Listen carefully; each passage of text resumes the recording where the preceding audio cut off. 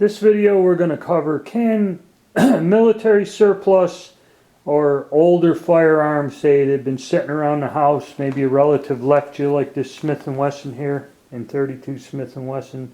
That gun's like well over 100 years old. Can these guns be used for home defense or concealed carry? And you know, in your travels, you may be in a gun shop, and in a used counter, there may be one of these at a bargain price because nobody wants it, they're not interested in it. So let's look at some of the more recent mil surplus pistols. These two here are full-size pistols. They could be used for home defense, something around the house. The CZ pistol, just Czech pistol, they're both in 7.62 by 25. Now at one time these guns were imported. You may find these that are either Yugoslavian, Chinese, Polish made, these T-33s. There's been a lot of them brought into the country. There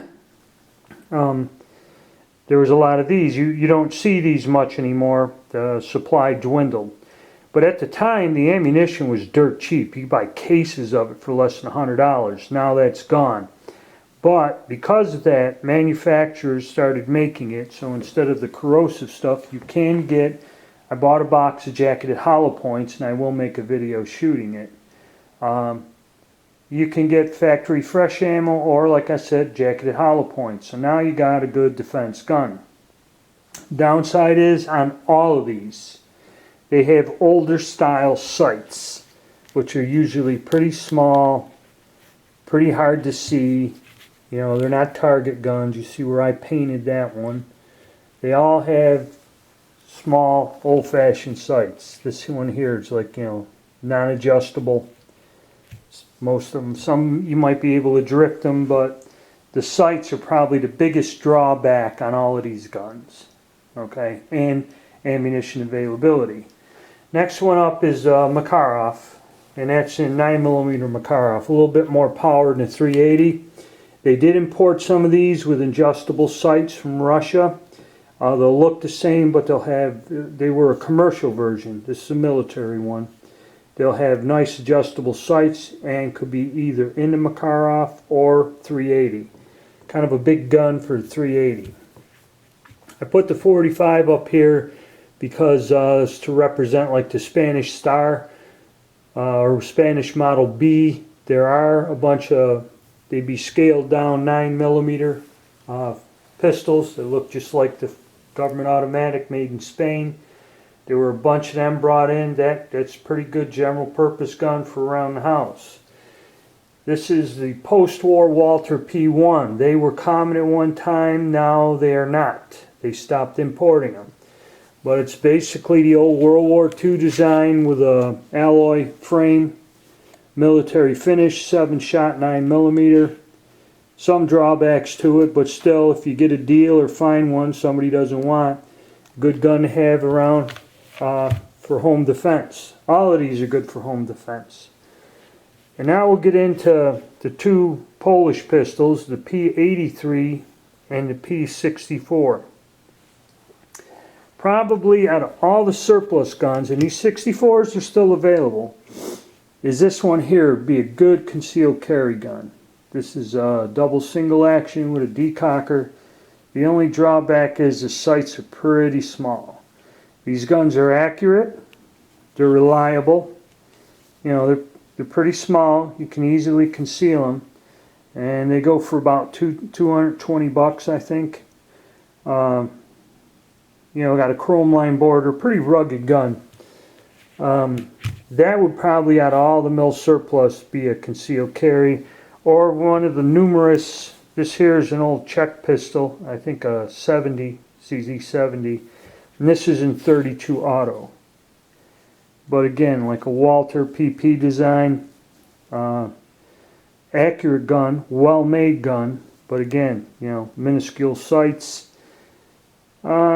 Could be used in a pinch for concealed carry, and there are several different variations. 9mm Makarov in that. There's a Hungarian type pistol, two-tone. You'll find all these odd little guns. They're all shaped the same size. And they'll either be a 32, 380, or a 9mm Makarov. Could be used as a concealed carry gun if you find one, you know, in a used pile at a gun shop or something, in the used counter. They're reliable and could be an inexpensive thing. The only downside is, you know, caliber and sights. You know, like the Makarov 7.62 ammunition wise, it may be hard to find. You can order it online. You know, but that's something to consider. It might, you know, you're not going to just run down to Walmart and find a box of shells for this. This is the P83, which is a bit bigger. It's still, you know, accurate, rugged gun, reliable, pretty good for home defense.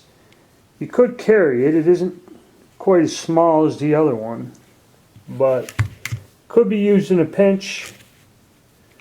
You know, and a lot of these guns, if you go to the surplus dealers, they have parts, magazines available, pieces.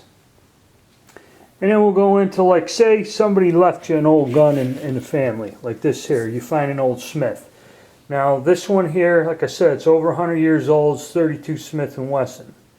It's a good gun, reliable gun, and the only problem is ammunition is going to be tough to find. You're not going to generally find it in stock in a store. You can order it online, or if you're a hand loader, you could go down and probably get hollow point bullets.